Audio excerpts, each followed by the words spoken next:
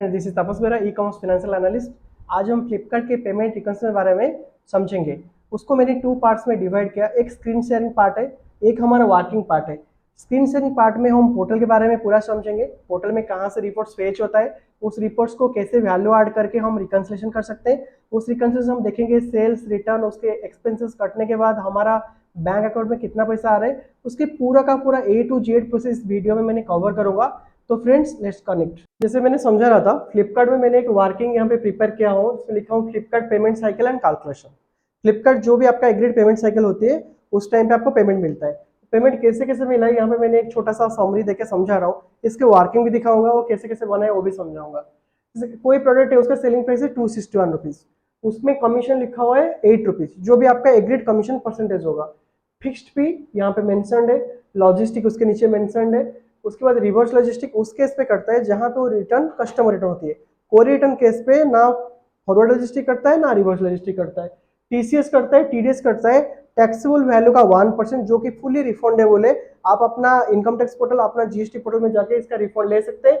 फिर उसके बाद जो भी आपके खर्चे हैं उसके ऊपर 18% जीएसटी फ्लिपकार्ट चार्ज करता है। उसके बाद आपको पेमेंट देता है। इसको समझेंगे थोड़ा डिटेल पे।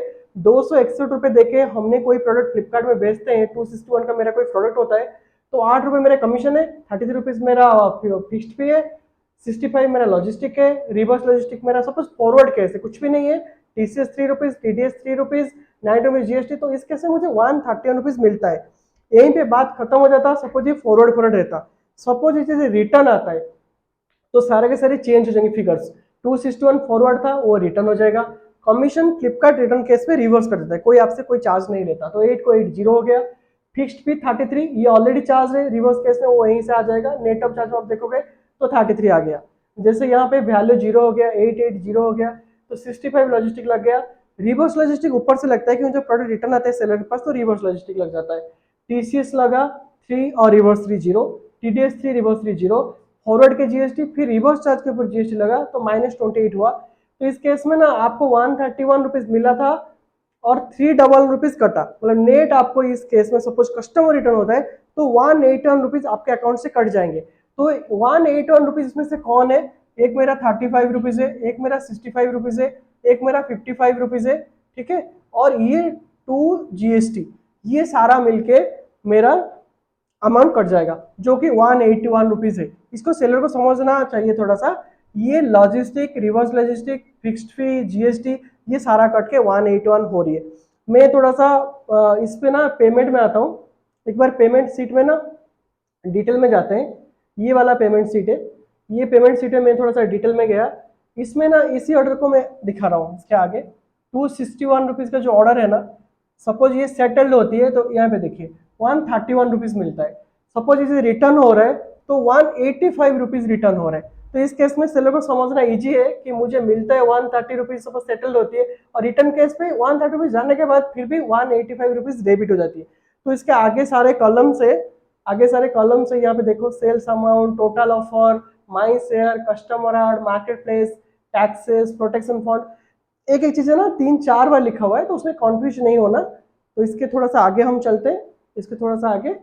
जैसे यहाँ पे लिखा है कमीशन परसेंट 3%, तो यहाँ पे सेलर को ना फ्लिपकार्ट ने 3% कमीशन पे बेचने के लिए बोला है, तो 3 से ऊपर लगता है तो सेलर ने उसके ऊपर इशू लॉक करता है, 7 रुपए कट रहा है। तो इसके आगे फिक्स्ड फी है, अब देख रहे हैं। Collection fee, pick and pack fee अभी यहाँ नहीं लग रहा है, कलेक्शन फी फिक्स्ड फी है। शिपिंग फी लग रहा है, रिवर्स शिपिंग लग रहा है, और नो कॉस्ट में कुछ लग रहा है। ऐसे काफी सारे पॉइंट्स है ना, तो यहाँ पे कभी कभी अकाउंट टीम सेलर कंफ्यूज हो जाते हैं कि इतने सारे पॉइंट्स का रिको कैसे होगा। इसका रिको हम स्क्रीन शेयर करके समझाएंगे, ये तो बेसिक दिखा रहा हूँ। यहाँ पे थोड़ा सा मैंने उसके वर्किंग दोबारा से दिखा रहा हूँ। जहां वहां पे दिखा है ना ये फॉरवर्ड है या रिवर्स या नेट है। अब ना थोड़ा चलते हैं पेमेंट टर्म में। पेमेंट टर्म ना किसी किसी का D17 होती है, किसी किसी का D14 होता है। जैसे कोई, जैसे सब टायर होते हैं, जैसे diamond, platinum, gold, silver, bronze, would, तो उस पर सेलर को डिसाइड किया जाता है कि आपको पेमेंट कब मिलेगा।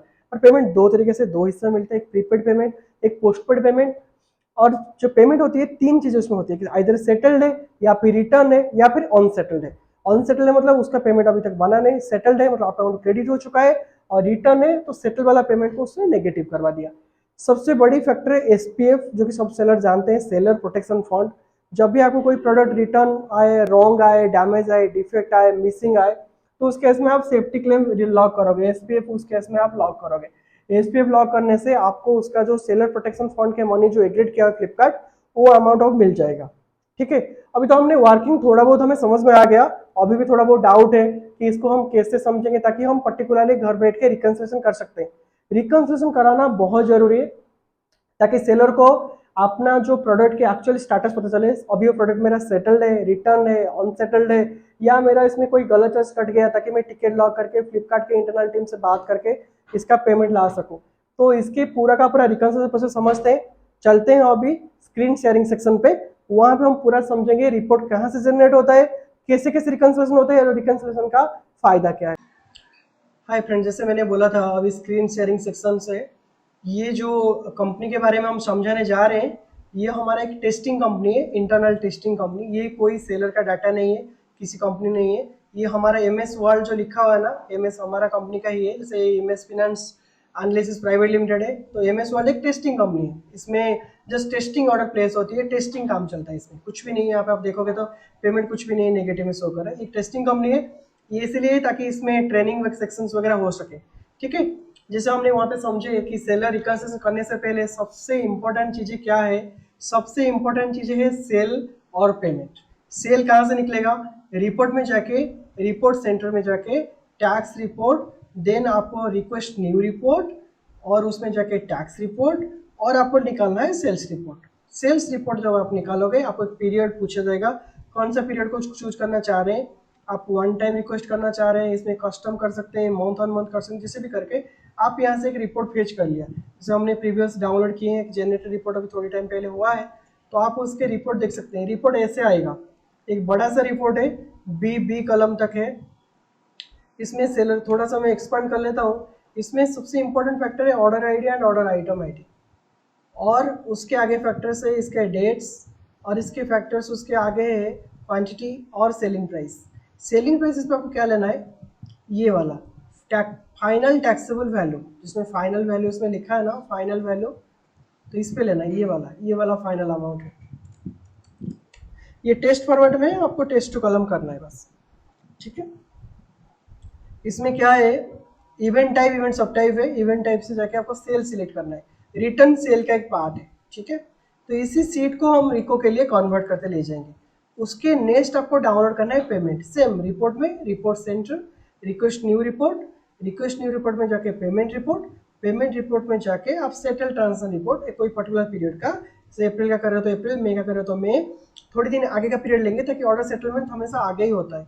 जैसे हमारा आप देख रहे हो सेटल रिपोर्ट यहाँ पे जनरेट हो रखा है। ठीक है, पेमेंट का नज़ारा मैं थोड़ा सा आपको दिखा रहा हूँ। पेमेंट आपको ऐसे दिखने लगेगा, पहले एनईएफटी आईडी दिखेंगे, फिर प्रीपेड या पोस्टपेड दिखने लगेगा, फिर बैंक सेटलमेंट दिखने लगेगा, फिर आपको दिखेगा इनपुट जीएसटी, टीसीएस, टीडीएस, फिर टीडीएस वाला, टीसीएस और टीडीएस। ऑर्डर आईडी है, ऑर्डर आइटम आईडी है, सेल्स अमाउंट है, ऑफर अमाउंट है, माइसेआर है, कस्टमर आर्ड ऑन अमाउंट है, मार्केट प्लेस फी है, टैक्सेस है, प्रोटेक्शन फंड है, रिफंड है। प्रोटेक्शन फंड वही है जो सेलर प्रोटेक्शन फंड एसपीएफ है ना, वो वाला अमाउंट है। अब इसे थोड़ा सा डीपली समझा रहा हूँ, ये 6 वर्ड का मीनिंग क्या है। सेलिंग प्राइस सेल्स अमाउंट है, ऑफर अमाउंट, कभी ऑफर ऑप्टेन होती है कस्टमर के लिए, ऑफर है। माई शेयर मतलब जितना मैं कंट्रीब्यूट करता हूँ कस्टम, और उसके बाद टोटल नंबर ऑफ शेयर 190, मेरा शेयर है 120, 70 रुपीज़ मुझे फ्लिपकार्ट देगा। कस्टमर 800 अमाउंट ये है जो हमें 5 रुपये 10 रुपये जो भी यहाँ लग रहा है, ये हमारा अकाउंट में क्रेडिट होती है, रिटर्न के टाइम में रिवर्स होती है। फिर मार्केट प्लेस फी है, टैक्स है। मार्केट प्लेस फी के अंदर यू डॉट डॉट एच लिखा हुआ है, यू से लेके एच कलम तक जो भी फीस है सब इसके अंदर इंक्लूडिंग है। इसके ऊपर जीएसटी लग के हमारे अकाउंट में पेमेंट क्रेडिट होती है। कभी रिफंड होता है तो रिफंड वाले कॉलम यहाँ पे आ जाते हैं। तो ये पर्टिकुलर फील्ड को लेके हम रिको कर सकते हैं। जैसे ए यू से लेके एच है, तो यू से लेके एच तक हम चलेंगे। जैसे यू है commission, fixed fee, collection fee, pick and pack fee, shipping fee, reverse shipping fee, no cost EMI reimbursement fee, installation fee, tech visit fee, और इंस्टॉलेशन पैकेजिंग फी, कस्टमर आर्ड amount recovery, franchise fee, subsidy marketing fee, ये सारा का सारा जैसे you से लेके as तक आ गया। बट मैक्सिमम केस पे ना आप देखोगे आपको जो चार्जेस लगता है वो कमीशन लगता है, फिक्स्ड फी लगता है, उसके आगे आपको लगता है, लगाते जा रहा हूँ, शिपिंग फी लगता है, रिवर्स शिपिंग फी लगता है, देन रिकवरी, कस्टमर आर्ड ऑन रिकवरी, और बाकी में तो कोई चार्ज लगता भी नहीं। किस सेलर के लिए एप्लीकेबल हो सकती है, जैसे कोई एफए कर रहे हैं तो वहाँ पे पिक एंड पैक फी लग सकता है, कलेक्शन फी लग सकता है, प्रोडक्ट लेके लगता है। फिर अभी एक थोड़ा सा डाउट रहता है सेलर का कि शिपिंग फी कैसे डिसाइड होती है। शिपिंग फी हमेशा दो पैरामीटर से डिसाइड होती है, सेलर के डेड वेट या फिर सेलर के वॉल्यूमेट्रिक वेट। सो जैसे ये सेलर का डेड वेट है 0 से 0.5, तो यहाँ पे हम देख सकते हैं कि वॉल्यूमेट्रिक वेट 6 है और डेड वेट यहाँ पे 10 है, तो यहाँ पे इन्होंने 0.05 स्लैब में इसको ले लिया। ठीक है, चार्जेबल टाइप डेड है तो डेड का वेट पकड़ लेगा, चार्जेबल टाइप वॉल्यूमेट्रिक है तो वॉल्यूमेट्रिक टाइप पकड़ लेगा। सर आपने डिसाइड कर रखे हो कि 100 रुपये 150 रुपये मेरा शिपिंग लगना है, उससे ज़्यादा शिपिंग लगता है तो सेलर को पता चल जाती है रिपोर्ट से कि मुझे कहीं ना कहीं गलत शिपिंग लग रही है, मैंने कहीं ना कहीं गलत प्रोडक्ट को लिस्ट कर दिया, प्रोडक्ट कैटेगरी पे लिस्ट कर दिया। ठीक है, अब ये तो हो गया सेल और पेमेंट का डाउनलोड। अब हम ना थोड़ा सा रिको प्रोसेस चलते हैं प्रॉपरली। ये रॉ सीट है जो मैंने वहां से उठा के लाया हूँ, सेल सीट है। सेल सीट को थोड़ा सा ऐसे बना देंगे, ऑर्डर आईडी को और ऑर्डर आइटम आईडी को मिला के यूनिक आईडी बना देंगे। क्या फॉर्मेट लगाना है, कॉन्करेंट लगाना है, order ID and this one minus this one equal to end. तो इससे क्या होता है, ऑर्डर एक यूनिक आईडी में कन्वर्ट हो जाती है ताकि वो डुप्लीकेसी हट जाता है। तो unique ID, date, quantity, amount, ये चारों चीजें से हम इनको स्टार्ट कर सकते हैं। इसके ऊपर हम पिवोट कर लेते हैं ताकि कोई डुप्लीकेट ऑर्डर होगा जो एक ऑर्डर 2 टाइम्स आया है, जैसे यहाँ पे एक ऑर्डर 4 बार आया था तो 441 में वो कन्वर्ट हो गया, तो पाइवट सीट में वो जाके कन्वर्ट हो जाएगा, क्योंकि हमें जो पेमेंट मिलेगा ऑर्डर बेसिस पे मिलेगा, एसक्यू बेसिस पे नहीं मिलेगा। यहाँ पे रिकंसिलिएशन पार्ट में आ जाते हैं। जो पहला पार्ट है ये मेरा सेल्स पार्ट है, ये आप देख रहे हैं सेल्स पार्ट है। सेकंड जो पार्ट है सेल्स के बदले में मुझे पेमेंट कैसे मिला है उसके पार्ट है। तो सेल्स पार्ट है 304 रुपये में कोई गुड्स बेचता हूँ तो उसके मेरा सेल्स अमाउंट है 299, मेरा कस्टमर आर्डर अमाउंट है 5 रुपीज़, तो दोनों मिलके मुझे हो जाती है 304 रुपये। ठीक है, और मैंने मार्केट प्लेस भी, मेरा शिपिंग कमीशन वगैरह जो भी मैंने एक मर्ज कर दिया, मेरा यहाँ पे आ जाएगा, मेरा TCS TDS यहीं पे आ जाएंगे, GST यहीं पे आ जाएगा, तो मेरा जो टोटल परसेंटेज यहाँ पड़ रहा है 37%। फिर मेरा प्रोटेक्शन फंड कुछ भी नहीं है यहाँ, इस केस में मेरे रिटर्न नहीं हो रहे, बट नीचे वाले केस में मुझे रिटर्न हो रही है। फिर मुझे सेटलमेंट होना शुरू हुआ, सेटल केस में मुझे 167 मिला, ये एक रिटर्न केस है, यहाँ पे मुझे 0 रुपीज़ कटे हैं।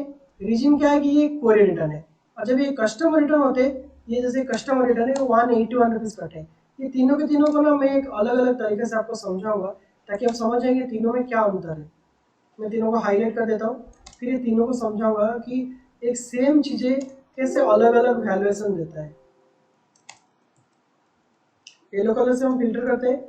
पहले देखो 299 वाला ऑर्डर बेचा, मुझे 167 मिला। 349 ऑर्डर बेचा और मुझे 349 कोरियर रिटर्न हो गए, इसको मैं लिखता हूँ courier return. Courier return case में सेलर को कुछ नहीं देना पड़ता, 0 अमाउंट मिलता है, कुछ नहीं देना पड़ता। बट ये 199 ऑर्डर बेच के मुझे कस्टमर रिटर्न हुआ तो मुझे 181 रुपीज़ मेरे अकाउंट से कट गए। कैसे पता चलेगा कस्टमर रिटर्न है? कोरियर रिटर्न पे कभी भी मार्केट प्लेस फीस नहीं लगता, कस्टमर रिटर्न में मार्केट प्लेस फीस लगता है। ठीक है, तो ये चीज़ एक बार सेलर को ध्यान देना, यही फैक्टर है, सेल्स की फैक्टर है। और नीचे दाएं तरफ मेरा पेमेंट के फैक्टर है, इतने सारी फैक्टर्स को वहां से उठा के लाएंगे। फिर यहाँ कमेंट देंगे courier return, customer return, settle, unsettle. अब सबसे बड़ी बात है अनसेटल। अनसेटल क्या होती है कि इन गुड्स के अभी तक पेमेंट्स रिलीज नहीं हुआ, ये on the time ticket log होनी चाहिए, फॉलो होनी चाहिए, इसका विंडोज एक बार क्लोज हो जाए तो फिर इसके पेमेंट्स नहीं मिलता। 60 डेज विंडो है, 60 दिन के बाद आप कोई क्लेम करते हो तो क्लेम को माना नहीं जाएगा। और कोई सेफ्टी क्लेम है, कोई रॉन्ग डैमेज डिफेक्ट प्रोडक्ट आ रहा है, जैसे यहाँ पे सेलर ने कोई प्रोटेक्शन फंड पे नहीं लिया, ये पहले भी बता दिया मैंने, एक टेस्टिंग अकाउंट है तो यहाँ प्रोटेक्शन फंड में कुछ भी पैसा नहीं लिया गया। पर जो सेलर बिजनेस करते हैं वो प्रोटेक्शन फंड में अपना पैसा ले सकते हैं कभी गलत प्रोडक्ट मिलता है तो। एक समराइज किया मैंने रिपोर्ट को कि मैंने 7803 का सेल किया, मेरा रिटर्न है 3439, मेरा ऑन सेटल है 698, नीचे ऑन सेटल है 5753, तो मेरा अभी 6000 रुपये फ्लिपकार्ट से लेना है। सेटलमेंट अभी इसका नहीं बना, तो इसका मेरे जो इंटरनल टीम है ये लोग टिकट लॉक करेंगे, हम लोग खुद ही टिकट लॉक करेंगे, तो ये पेमेंट हम फ्लिपकार्ट से निकाल के लाएंगे। तो हमारा ऑन एन एवरेज कमीशन जो परसेंटेज पड़ रहा है पूरा चार्जेस पहले 49% था, बढ़ के 65% हो जाती है। ये मार्केट प्लेस TCS के खर्चा है। मेरा डिडक्शन परसेंटेज सो हाई क्योंकि या अकाउंट में बहुत कम ऑर्डर जाते हैं, उसमें से रिटर्न्स होते हैं, तो इसमें बहुत हाई है। मेरा जो नेट अर्निंग है, एडवर्टाइजमेंट कोई करते तो यहाँ पे आ जाएगा, ओपनिंग बैलेंस यहीं पे आ जाएगा, एक्चुअल रिसिप्ट यहीं पे आ जाएगा, carry forward to next month यहीं पे आ जाएगा। अब एक्चुअल रिसिप्ट क्या है, जैसे जनवरी मंथ फरवरी मंथ है 3562,481। फ्लिपकार्ट पैनल में जो पेमेंट टैब है ना, पेमेंट ओवरव्यू में दिखाता है कितना पेमेंट आपको लेना है फ्लिपकार्ट से। प्रीवियस पेमेंट से आपको दिखाता है कि जनवरी में देखो जैसे मिला था 4.35 मिला है, फरवरी में जैसे हमें कुछ नहीं मिला, मार्च में 283 मिला है, तो यहाँ पे उसके बाइफर्केशन रिपोर्ट्स NEFT मिलता है। तो फ्लिपकार्ट पहले में सारे कुछ डिटेल्स है, तो यहाँ से हमने सारा का सारा रिको हम यहाँ से कर सकते हैं। ठीक है, और इसमें कोई भी डाउट्स नहीं है। पेमेंट टैब, रिपोर्ट टैब से लेके हमने पूरा का पूरा रिकंसिलिएशन प्रोसेस बना के रिको कर सकते हैं। रिको से हम अंडरस्टैंड कर सकते हैं। रिको से हम अपना कॉस्ट लगा के यहाँ पे पीएनएल भी स्टडी करते हैं। जैसे 304 का माल है, मुझे 167 मिलता है और सपोज मेरा कॉस्ट 100 रुपीज़ है, तो मुझे पता है कि यहाँ पे मैंने 60 रुपये सेव किया, तो यहाँ पे एक छोटा सा मैंने पीएनएल वगैरह भी बना सकता हूँ। तो ये पूरा का पूरा स्क्रीन शेयर करके मैंने फ्लिपकार्ट के पेमेंट रिकंसिलिएशन के बारे में कहाँ से लाना है, कैसे करना है, वो मैंने समझाया। आप चाहो तो इसको खुद कर सकते हो, अपना अकाउंट्स टीम से करा सकते हो, अपना ऑडिट टीम से करा सकते हो, आप कोई एनालिस्ट से करा सकते हो, या आप कोई थर्ड पार्टी जैसे प्रोफेशनल सर्विसेज है, रिकंसिलिएशन सर्विस आप हायर कर सकते हैं। ठीक है, और रिकंसिलिएशन कराना बहुत जरूरी है। तो फ्रेंड्स, ये था फ्लिपकार्ट के पूरा रिकंसिलिएशन के प्रोसीजर। आई बिलीव कि आपको अच्छा लगा होगा। एक बार आप ट्राई करिए इस प्रोसेस को और रिकंसिलिएशन करके देखिए।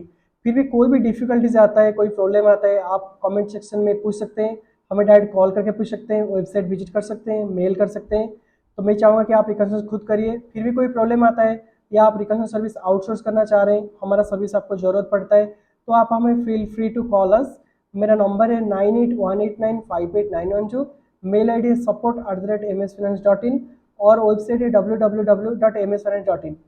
वीडियो अच्छा लगा तो लाइक करिए, शेयर करिए अपने ई कॉमर्स सेलर के साथ, और सब्सक्राइब तो जरूर करिए न्यू न्यू अपडेट्स के लिए। हम कोशिश करेंगे ज़्यादा से ज़्यादा वीडियो बना के इस चैनल पर डालें, ताकि ई कॉमर्स की जो जो अपडेट्स है आपको पता चले। Thank you.